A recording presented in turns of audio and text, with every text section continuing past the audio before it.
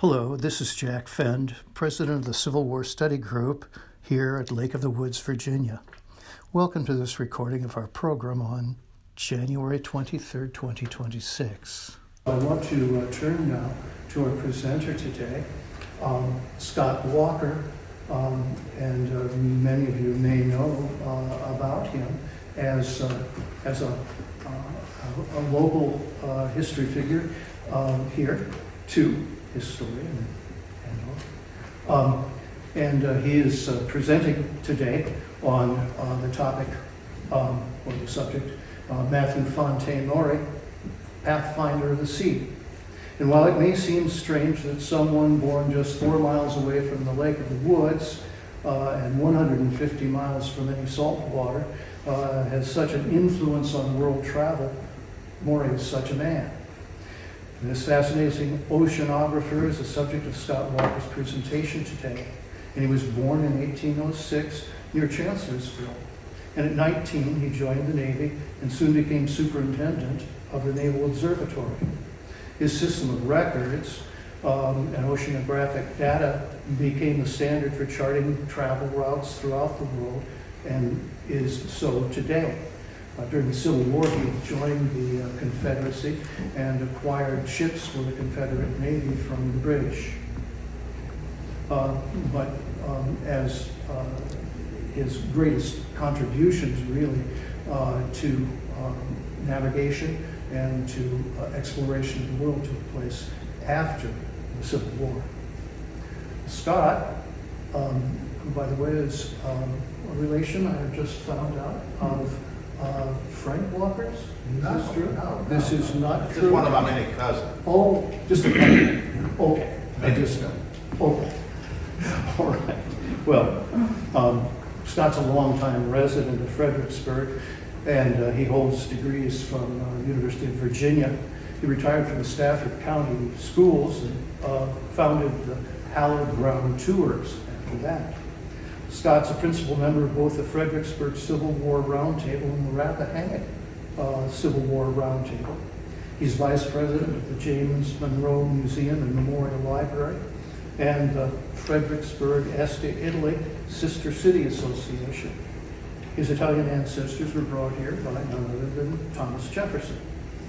We could go on and on about Scott, but rather than do that, let's turn things over to him.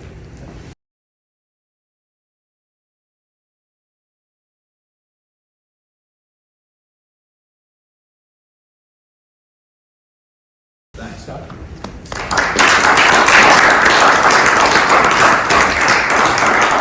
Good morning. It's very nice to be out at the lake.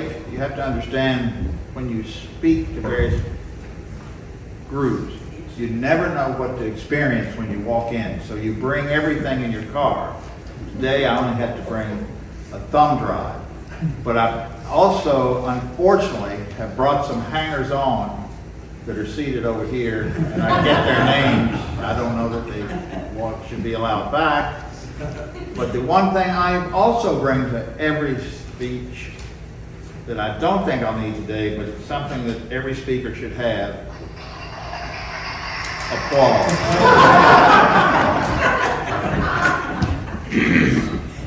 Mathew Fontaine Maury is someone that I became interested in, which will become apparent here in a moment. But born here in the middle of the wilderness, yet became the outstanding navigational guy, go-to guy, by the middle of the 1800s. But he affects each of us today. Oh, that's the wrong one. Yeah, let's go with this one. Suppose you're catching a plane and going to London or Paris. The plane does not fly straight across the ocean to those sites. It uses what is called the Great Circle method of circling up above, I'd say Greenland, but that's controversial now, but Iceland, back down to Europe, not straight. Maury, though not developing that for airplanes, did so for ships. It's the best way to get there. He was a navigator. You ever called anybody in San Francisco? Oh, I wonder what time it is there. Maury was early on saying we need to have defined time zones. So, I mean, this guy was all over the place. Born in the middle of our wilderness that we're very familiar with, where there's a stream near his birthplace that sort of becomes the headwaters of the Nile River, which of course heads to the bay, which heads to the ocean. He becomes the guy in charge of the ocean by the 1840s. In 1848, a Captain Brown docks in Baltimore, having been to Brazil and back, picking up trading, not just picking up, a load of coffee. He did it in half the time. Everybody says, how did you do it? He said, easy. I used the charts of Mathew, Fontaine, Maury. Because Maury really mapped the oceans. But the fact is, we start to honor him. We put up in the 20s a monument in Richmond, in Fredericksburg. There's Maury Elementary, now the condominiums. And of course, on the Chancellorsville battlefield, there's a marker for his birthplace. But typical the way things are going with history these days, whoops, some of it gets taken away. And his monument in Richmond was taken down with the group in 1920 and 22. I became interested in Maury for reasons that will become apparent, but I realized I didn't really know much about him, even though I passed that marker regularly. So what I'm encouraging us to do today, if you know him, I think you're going to want to take another look at it. Because the fact is, we don't seem to know much about this guy who, as I tried to say right away, is still influencing you today. So let's go over brief biography, but I go all over the place. These guys are used to that. Born in 1806, just down the road. Father, Richard. His mother, Diane Minor. Both those, Maury and Minor, are prominent regional surnames. The father had a farm where he grew tobacco. Cleared the forest, there it was, but the farm didn't do well and was about to be repossessed, so the family, with one wagon, moved from here with one wagon, walking beside the wagon all the way to Franklin, Tennessee. That's over 600 miles. Little Matt was allowed to ride in the wagon. That's a long way. But there, he did get a decent education. A guy ran a private school, well qualified, but he realized this young guy, Mathew Maury, got things that other kids didn't, particularly mathematics.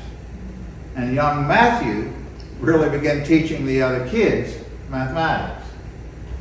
His brother John had been in the Navy. Regretfully, John died of yellow fever, buried at sea. But John was a hero to young Mathew. He wanted to be like his brother, but his father wouldn't let him. So Maury looks at the U.S. Military Academy, but finally goes around behind his father. And to show you an element of the size of the population in the 19th century, you're going to hear names that Maury came in contact with that you've heard all your lives, but there was possible to intersect with these people. Because the uncle in Tennessee, in what is now Maury County, named after the uncle, prominent guy, was friends with the local congressman, no Naval Academy, but Maury got appointed by Congressman Sam Houston, a friend of the family. I mean, it's amazing. You can be a cadet midshipman, but you got to get to Washington, D.C., which Maury did by walking back up the Shenandoah Valley. He had a guy with a horse, and they did the literal hitchhiking. You ride a while, leave the horse, walk ahead to it, the second guy gets, they did that. He came up the Shenandoah Valley, crossed the Blue Ridge, had family in Charlottesville, stayed with them, had family still here, but that location is beneath the Nile River Reservoir. This is what happens to 200, 150-year-old sites. He goes to what today is the Belle Plains Yacht Club out in Stafford County on Potomac Creek, gets on a steamboat, and for the first time ever, takes a voyage by boat on water to Washington, D.C. to become a midshipman. And to do that, he walks in to the office of the Secretary of the Navy and doesn't deal with a secretary, but with the Secretary of the Navy. I mean, that's how it was then. He's assigned immediately to the Brandywine, which is docked in the Navy Yard National Park in Washington. And he and the crew are assigned to take Lafayette back to France after that triumphant tour. I found out there's another Fredericksburg kid as part of the crew. Last name was Willis. That's a Fredericksburg name.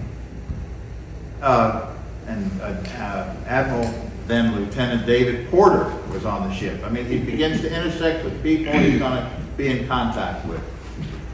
He then continues his training and sailing with the Navy. He's assigned to a ship, the Vincennes, that actually takes him for the first time through the Strait of Magellan to Valparaiso, Chile.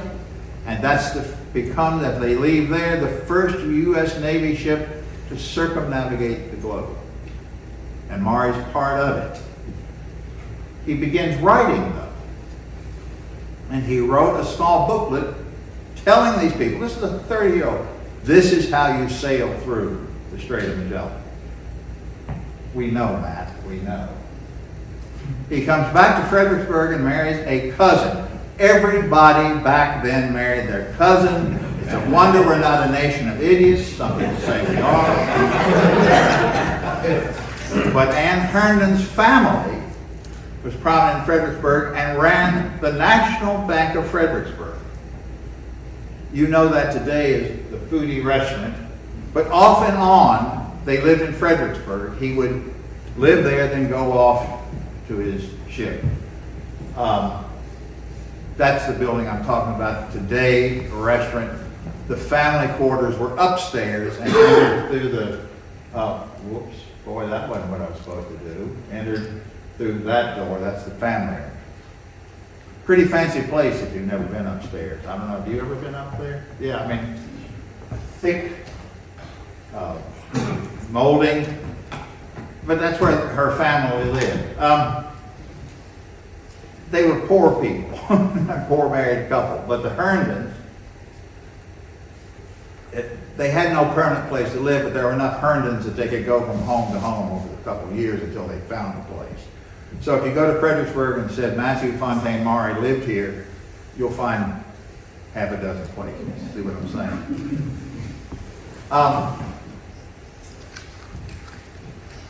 When you're on leave, as he was, you're only on half pay. So he had to make money, and to do that, he became a writer and contributed articles to various publications. The Navy had more ships, or more sailors than they had ships. So everybody had to take their turn. But he wrote articles for a very prominent early 1800s magazine called the Southern Literary Messenger, who hired another young writer named Edgar Allan Poe. See how this begins to fit. But Maury would write about the Navy. Now again, this is the young midshipman telling the old guys what to do. His column was called Scraps from the Lucky Bag, and he had a pen name. And basically he remained anonymous for years, telling the Navy what they should do. It wasn't appreciated, by the big guys. While in Fredericksburg, he picked up a textbook on geology. Oh, okay, I can do that. And goes out here to United States gold mine on the Rappahannock behind Chancellorsville and becomes the director of that gold mine. He was an early polluter of the Rappahannock because he figured how to take mercury to separate the gold from the ore. So we got to blame him for that. But this is not right behind Chancellorsville. That's Ely's Ford over the Rapidan. This is the ford over the Rappahannock. So he's doing all of these things. But then there's a problem. In 1839, he had gone to Tennessee to check on his elderly folks, and coming back, the stagecoach was full. He was riding on top. There was a snowstorm. The thing fell over, and he's thrown from the coach and breaks a leg. They can't fix it immediately, so they have to re-break it and reset it. He recuperated from that in Fredericksburg basically by walking. It's what we would call physical therapy. But the problem is, if you can't walk on the deck of a ship. So his naval career, what are we going to do? I think, purely me, somebody realized his mind, because by then he was already into the navigational arts. And so I think that kept him in the Navy, because in 3 years later, in 1842, he is actually back in an office in Washington making other recommendations that became the past. We need a naval yard down in Pensacola. He favored steam power over sail because that was a new thing, but he said that's the way to go. He's out there pushing for that. He sees the need for what we call Annapolis. That comes true in 1845, but he's pushing for it in 1840, had been. He kept making suggestions. I don't know how to say it, but he was a little tactless. Maybe he didn't have diplomatic skills. But these are some of the things. He was always writing about things. This is where he came up with that great circle idea. You don't sail straight across the Atlantic. You actually go up and back down. It's shorter. He worked with Cyrus Field on the route to cross the Atlantic from North America to Great Britain for the Atlantic cable, which meant telegraph lines could go to Europe. He was consulted about a canal route down in Panama. Oh yeah, we could do that, and he tells them how to do it. I mean, an opinion on everything. He was saying early on, we need a railroad to California. I mean, these are the things this guy is thinking about, writing about, and saying. So, what do we have? Let's see. His next assignment is in 1842. He leaves Fredericksburg and goes to an office on Capitol Hill, which contains all the instruments and maps of the Navy. Accidentally, he finds trunks filled with the logs of ship captains from the 1700s when the Navy was established. And he suddenly has what really is scientific data. You were in 7th grade science and you learned what's called the scientific method. You gather data, you look at it, you try to figure what it means. He had all of these ship's logs about the conditions on all the oceans of the world, and his mind picked up, oh, here's a pattern. And he began to see that you could map ocean tides and ocean winds. Different times of the year. To us today, we say, duh, yeah. That was new then. They expand that office to be the U.S. Naval Observatory and build that site, which still exists, which is on 23rd Street in D.C., roughly between the Department of State and the Kennedy Center. The site is still there, and it's still a naval office, but that was where Maury began working in an observatory.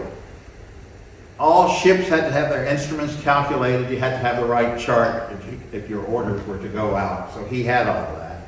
But the observatory became the nerve center. Now here's the thing. He was so good at this that navies and seamen all around the world said, can you help us? And they began sending their ship's logs to Maury. And he's developing all of these charts and maps and literal directions. If you're leaving Baltimore and going to Rio, the original thing was, well, you got to swing way out to Africa and come back in, and he showed them the way to just cut straight down. He knew what you could expect in January of a year, say. You could get a book that would tell you the best way to sail. He was improving navigation. He published a book right here, Physical Geography of the Sea, that essentially was the first textbook of oceanography.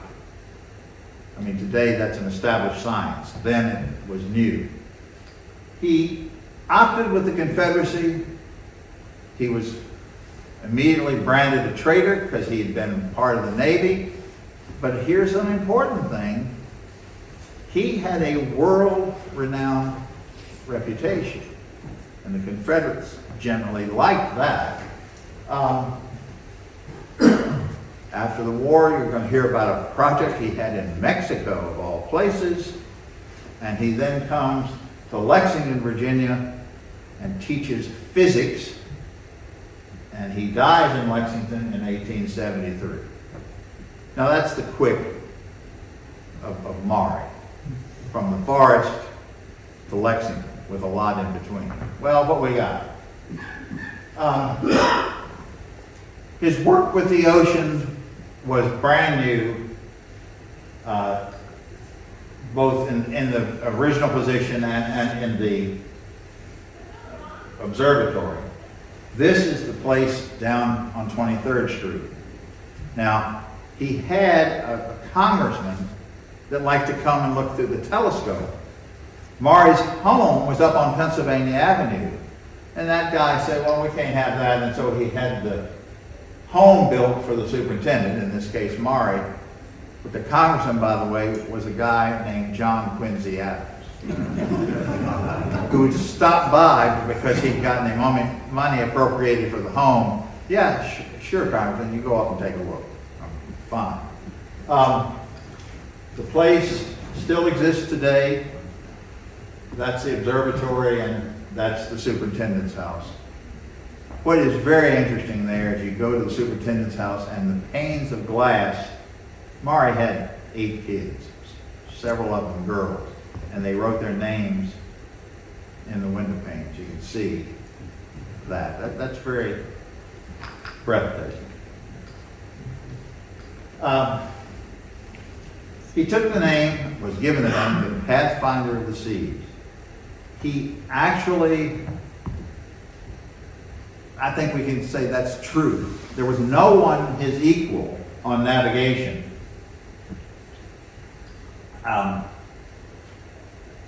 He was doing both, not only tides, but wind charts of all the oceans in all 4 seasons.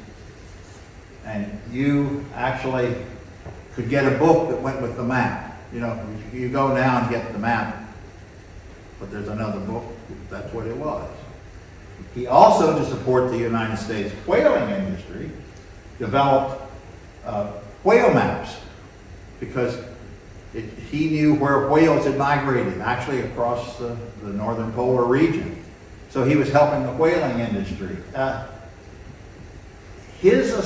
Working with him at the Naval Observatory was something every midshipman sought to do, because it was recognized he knew so much and he could teach you so much. We had a similar situation in the late 1950s and 1960s. Anybody here Navy? Admiral Hyman Rickover, the father of the nuclear Navy, was someone that everybody sought to be assigned to. Maury was the same way. There are people in positions that you want to work with to teach you what they know. Not in uniform, but a distinguished looking gentleman nonetheless.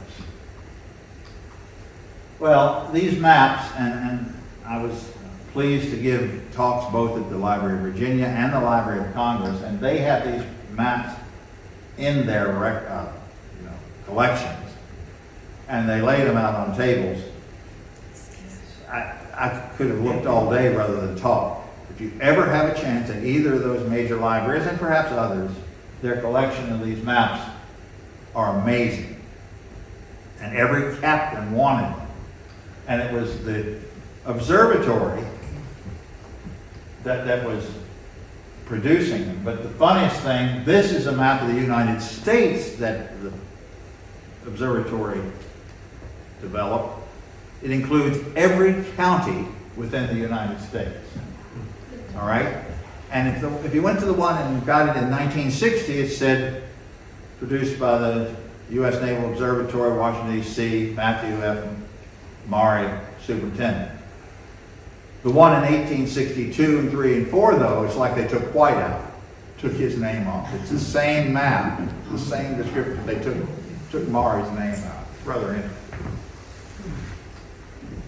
That's the sailing directions. This is the, let me see. Yeah, this is the Secretary of the Navy. This is the captain in charge of that particular unit, and here's Maury's name right here. Then there happened something that created a problem. In the 1850s, after the Mexican War, the Civil War may have been out there on the horizon, military services were just decreased. In the Army, the Navy, and in the Navy there were lots of hidebound old guys, admirals, they didn't call them admirals, I'm sorry, commanders. And so they put everybody old out to pasture. Essentially, they were trying to equalize what they had with the manpower and ships. And they were put on reserve and given half pay. But Maury was still working and running the observatory. He got mad about it. He didn't like it. So he starts complaining to Congress. Now, this is a guy that's been in this position since the position since 1842, the observatory since 1844. But in complaining to Congress, he didn't have tact. I've said that, all right? And he angered a few people. And he angered an important one, a senator from Mississippi, Jefferson Davis.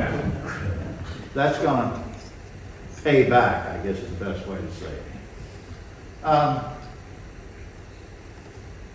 He had been around so long, he was angering people. But essentially it was jealousy because he knew more than everybody else, in my opinion. But again, he lacked diplomacy skills.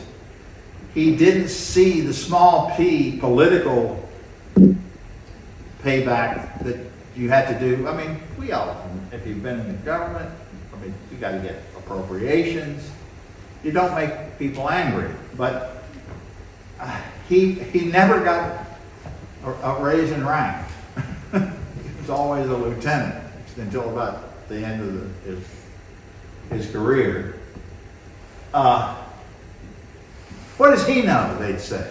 Because the thing is, ladies and gentlemen, he did not attend high school, or any college or university. Just a guy's little school in Franklin, Tennessee. All his knowledge came from then, what he learned on board ship, and what he got from all those hundreds, if not thousands, of ship's logs. I call him the absent-minded professor. You understand what I feel his personality was? Well, then came Fort Sumter. Maury, an internationally recognized guy, a valued part of the United States Navy, of course, ops with the Confederacy. Well, everybody in the Union, soon-to-be Union states, northern states, got mad at him. In a Boston newspaper, by God, they want Jefferson Davis, they want Pierre Beauregard, and third was Mathew Fontaine Maury. That's from a Boston newspaper. Wow. They were after him. He leaves and gets to Richmond, where he's one of, first, Virginia was not part of the Confederacy, if you know that history. So he goes to Richmond, and Governor Letcher appoints a committee of 3 to establish Virginia's defenses. Robert E. Lee, General Francis Smith of the Virginia Military Institute, and Maury. So they're trying to organize Virginia. They appoint him, and then the Confederacy confirms it. They make him the guy in charge of all the coastal stuff. Okay, so he's doing something appropriate, but then he begins experimenting with torpedoes. Now we call what they call torpedoes, we call mines. And his goal was to apply electricity to the detonation of these things. So that's essentially what he was doing with his timing in the Confederacy. Essentially, he was experimenting every day trying to make these better. Gideon Welles, I believe, was the Union Secretary of the Navy. And I'm saying this because I'm pulling that. But the point is, the Secretary of the Navy said Maury's torpedoes were the single most damaging thing to Union ships during the Civil War. I mean, he did his job well. But he also developed what were nicknamed mosquito boats. Here's a sketch of one on the Rappahannock below Fredericksburg. A smaller, agile boat armed pretty heavily. See on the cannon here, cannon there. And I looked at that and I thought, you know, that looks like what we call a PT boat. Now he didn't predate and say develop PT boats, but the concept's the same. A small, fast, heavily armed boat. And because the Confederacy had not much access to shipyards for big ships. Norfolk was captured and burned, Portsmouth by the Union. Mobile was under siege. So this actually was the best way to go.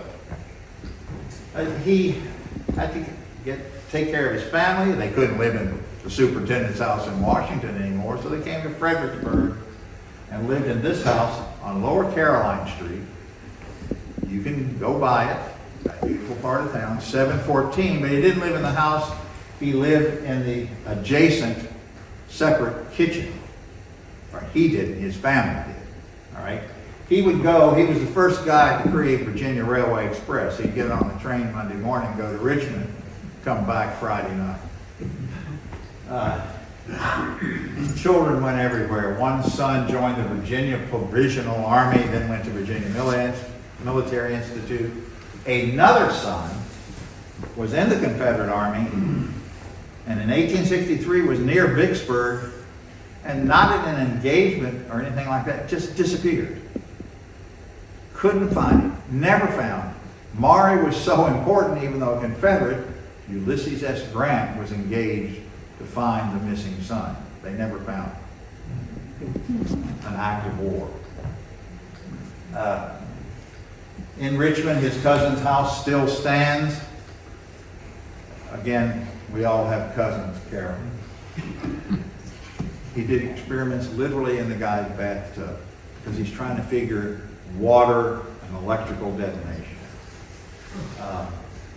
It was just one block down from his friend at 1201 Clay Street, Jeff Davis, who lived in what's called the Confederate White House. This is one block away.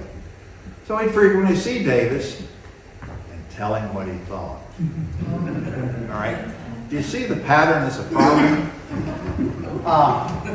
So Davis said, you know, Matt, it's 1862. I need to send you to Great Britain.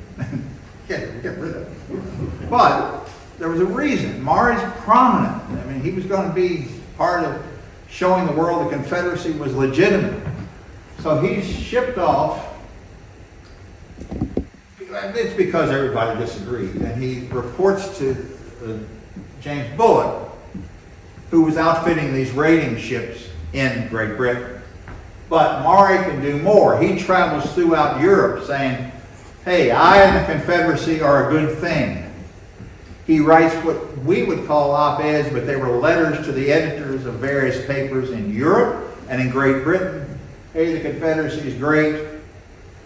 And of course, the problem is those made their way back to the United States. See, so he's cementing his problem. He helped outfit these raiding ships. The war ends. He's coming back. He gets to Havana. And there's a letter waiting for him from Robert E. Lee saying, I don't think you better come home. They might hang you. So he goes to Mexico because in Europe, he'd met the Austrian Duke Ferdinand Maximilian, who had been placed in Mexico in 1864 by French Emperor Napoleon III, basically to make it a French protectorate. But Maximilian makes Maury like the director of colonies, and he creates colonies there for ex-Confederates. Come on down, and you can have slavery here. See, one of his sons joins him, Confederate General John. He's called Prince John Magruder. Comes down. He named those. There were the villages. But it wasn't quite working. So Maury gets on a ship and goes back to England to try to raise money to support this effort. And while he's away, Benito Juarez captures and kills Maximilian. So Maury has nowhere to go. In England, he writes a couple of kids' geography books to make money and said, forget this, I'm going home. And he comes back and comes into the U.S. through the port of New York, where the collector of tariffs for the port of New York is married to Maury's niece. All right? And so Maury gets up, and instead of being taken into detainment or whatever, he gets a pardon. And the guy says, you have his luggage there, take him to my house. Oh, by the way, this guy's name who married the girl from Fredericksburg, Chester Allen Arthur. I mean, that's another whole story, all right? He goes to Lexington, VMI, the big school up on the hill, and becomes professor of physics, but it's everything science, okay? He really just travels around and gives lectures everywhere in the United States. But he writes, oh yeah, I forget this, me a UVA guy. He works to establish what is today Virginia Tech.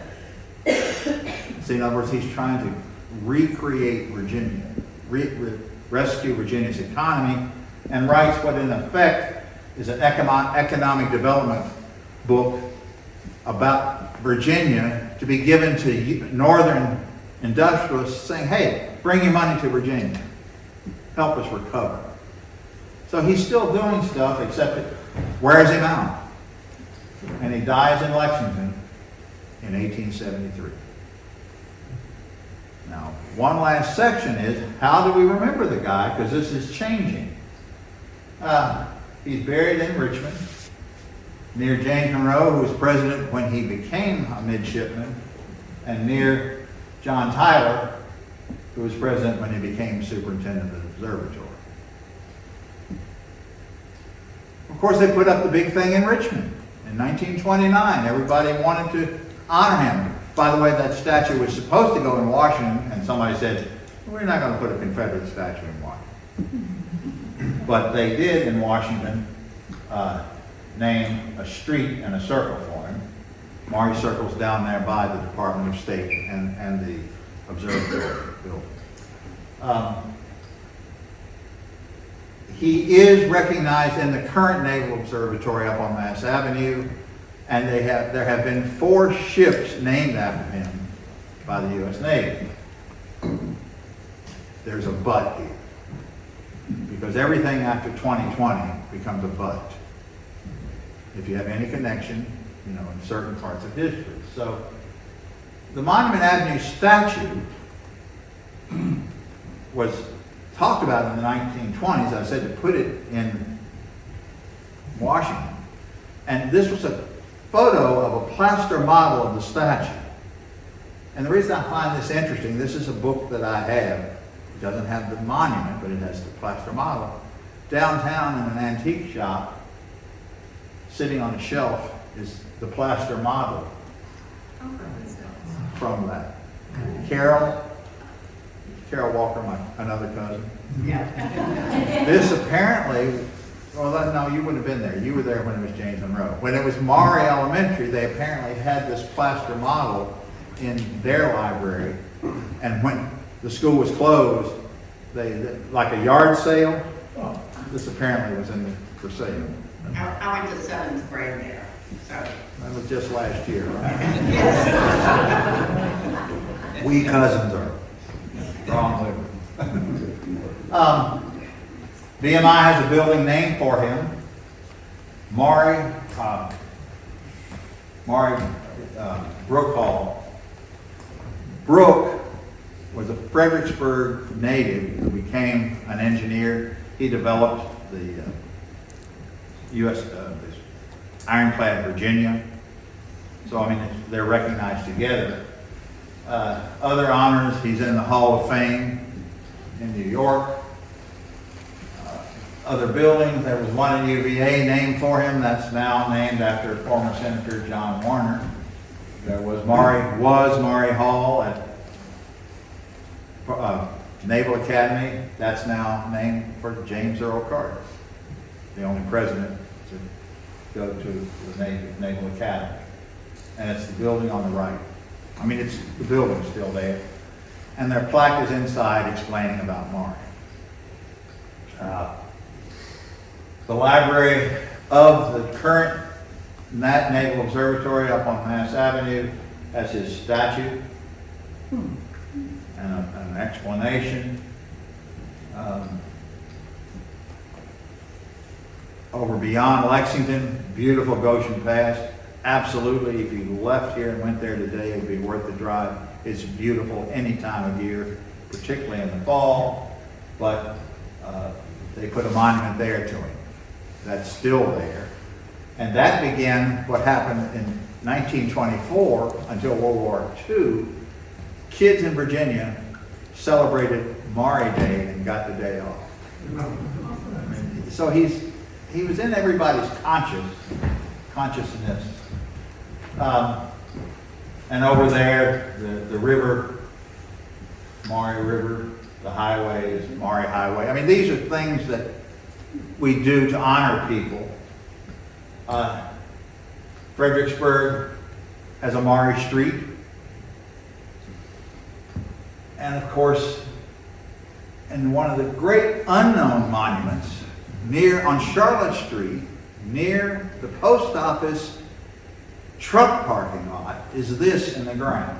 All right? But it's the home that he lived in,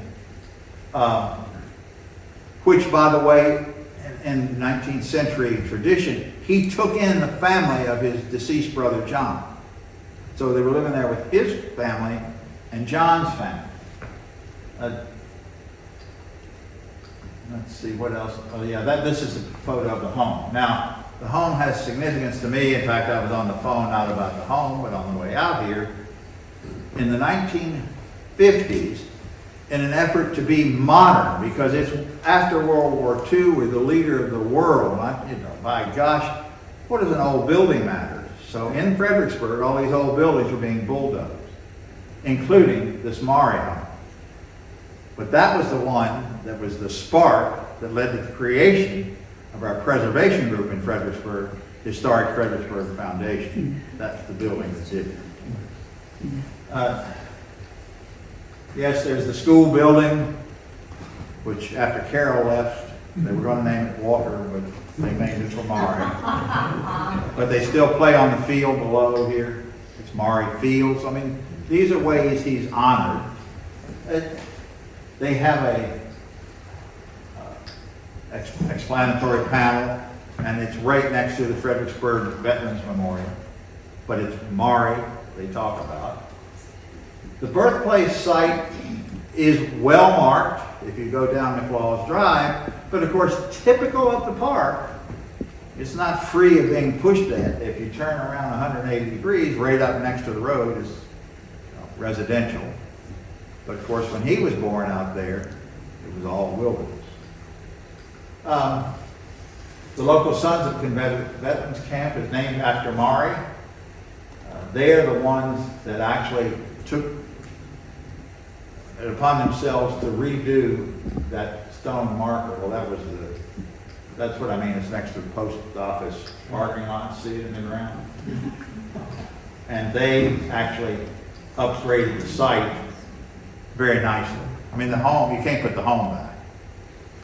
So that kudos to them. Maury's parents each had Huguenot ancestry.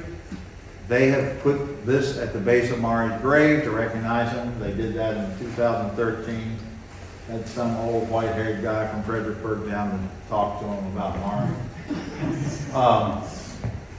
The fourth ship named for Maury was an oceanographic research vessel, which in 2023 had the name changed to the Marie Tharp, who's also a renowned oceanographer. So, I mean, okay, but they took away the name of the Maury, naval ship Maury. And here's the last and to me interesting part of the story. New England depended on shipping. Maury's charts helped what were called marine societies. They are organization in all the port cities of New England. Think about it. Boston, Salem, all those places had marine societies, which were groups of captains and ship owners who wanted really to take care of their ships. And if a ship went down, these groups took care of the widows and orphans of the ship. But Maury's charts made shipping safer. It also made it faster, which means instead of having one trip a year, you could have 3 trips every 2 years. They were making money. They loved the man.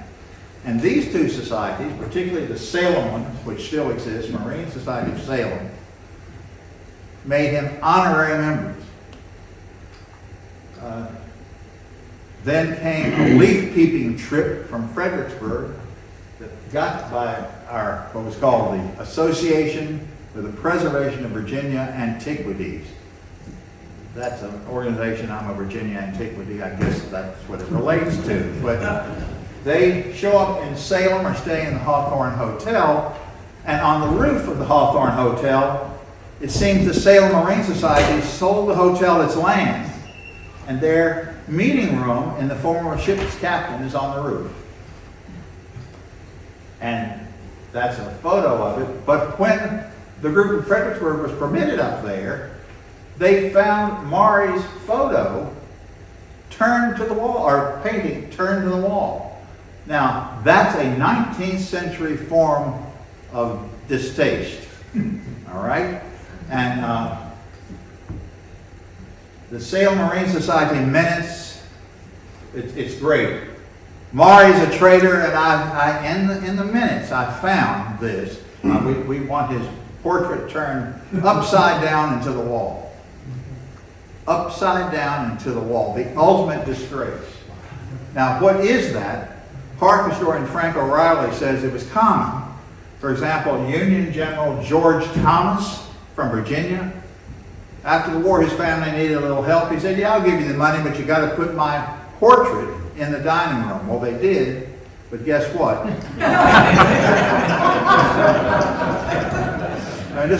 We don't do that much anymore. But anyway, this is how they found Maury's portrait in the Salem Marine Society. All right? Well, I did something you should never do in a public meeting. Will anybody look into this? And I raised my hand, which is what got me into what you're seeing now. All right? So, what did we find? Well, we got the whole story that I'm telling you, but we've got the brilliant idea, by gosh, we're going to give them another one. And don't take the one down, put the one face out next to it, and we'll pay for a plaque that explains this story that I've been telling you for the last 40 minutes. So, we gave them this, and it's now hanging on the wall next to the one to the rear, or facing to the rear, and has below it this explanatory plaque. And they were very nice. I went up and made the presentation. I'm now an honorary member of the Salem Marine Society. I don't do very well in sailboats, ladies and gentlemen. So, this, I'm going to close. Here we are, and what's happened in the past few years, and this is what I mean, this has changed since I started on this in 2006. A 60-some-year life, admittedly, in the middle, or toward the end of those years within the Confederacy. And let's be plain, it turns out that while he's in the observatory and all these guys are coming to him for training, he's sending them out to explore the earth. Turns out he's actually looking for places that would support slavery. In other words, the Southerners could leave with their slaves to go to, like Brazil. And he didn't own slaves, but he so supported slavery, he was helping people, hey, can we go here? Now, none of that ever came to anything, but he's actively doing it. And then he wrote all that stuff in letters to the editor when he was in England. They took his statue down, and now the whole darn thing's gone. It's a flower garden. But I hope you now know a little bit more about Matt. And I'll literally close with a comment from the book he wrote about how not only do we have the air we breathe, but the earth, certainly, we've got to deal with all that water that's here. Pretty amazing guy. Literally in the last 5 years, information's come out that you've got to reappraise it, but I have a quote that I found at a museum in St. Louis. You can't separate all of Maury's work from his Confederate work and supporter work, but they're there. And what, as the museum quote says, these are the contradictions we must deal with today. And my point is, I'd rather talk about it. Maybe it's because I've been working with him since 2006, that I can't condemn him totally, but certainly an interesting guy. Thank you for your time and attention. And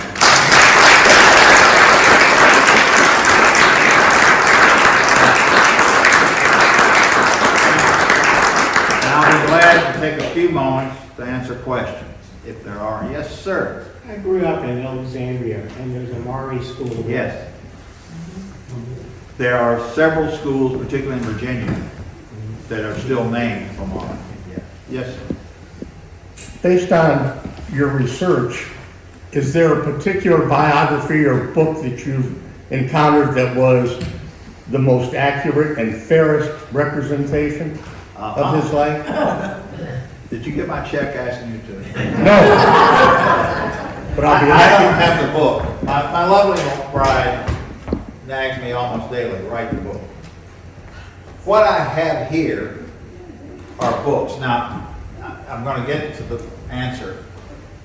If those of you who grew up in Virginia had this in 4th grade, it was everything about Virginia, but it was 30 chapters that went from Jamestown through the end of the Civil War, with 2 chapters about, quote, modern times. But they also featured chapters on prominent Virginians, and this is where I first met Mathew Fontaine Maury, okay? That's in the 50s. In that book, George Washington had large and capable hands. Slaves were happy and slavery was good. And that was written not just by the author, but edited by a committee of the state legislature, of course, fighting the segregation. Then you get to the 1970s, this textbook, and down here there's 3 sentences about Mathew Fontaine Maury. The best book I found, sir, is this one, and there has been one recent one that, if you'll note, I don't have here. But Francis Williams wrote this, and it is both complete but readable, simply Mathew, Fontaine, Maury. But if you get into it, that much is footnotes. All right? And it turns out, I didn't know this, but Francis was personal secretary and typist for Douglas Southall Freeman, who wrote those huge multi-volume Lee's lieutenants. Yeah. Robert E. Lee and Lee's lieutenants and George Washington. So she was trained by him. That's the best book. You will find a recent one, and I don't, thank goodness, it might be present today. The guy gave a talk at Great Lives 10 years ago. He was hitting on all the scientific stuff that I've alluded to, but I try to make it the broad things. If you want to go down to the formulas of navigation, I welcome you to do that. This, I mean, how many, like, maybe you'll do this in the future. This is a book about the Salem Marine Society that they published. I've been to their 250th celebration in Salem. So that's, the answer is the Williams book. Okay. It's a long answer, but thank you for asking. Thank you. Yes, sir. I'd just like to make an observation that Please. Dave- And believe me, if it starts out, you idiot, you, I understand. no, I mean, I'm an ex-Navy guy and a Civil War All right, buff, so I've always been interested in Maury, but I think a data point that people should remember about Maury is that there was a lot of thought in the 1800s that international commerce was the path to international peace. So, and this was like, a lot has been written about this by intellectuals and religious leaders, that the way to peace is through international commerce, because if countries depend on each other for trade. You learn about the country. Yeah, they're less likely to go to war.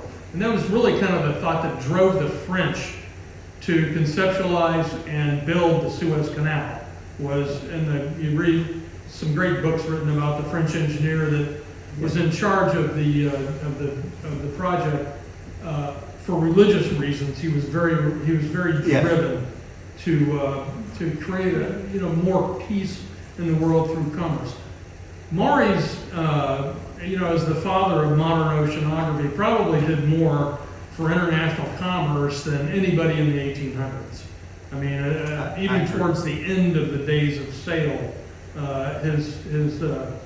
when steamships were not very reliable and not very fast, all the information that he personally developed on currents and tides and trade winds was, probably did a lot for world peace during that time by enhancing international trade.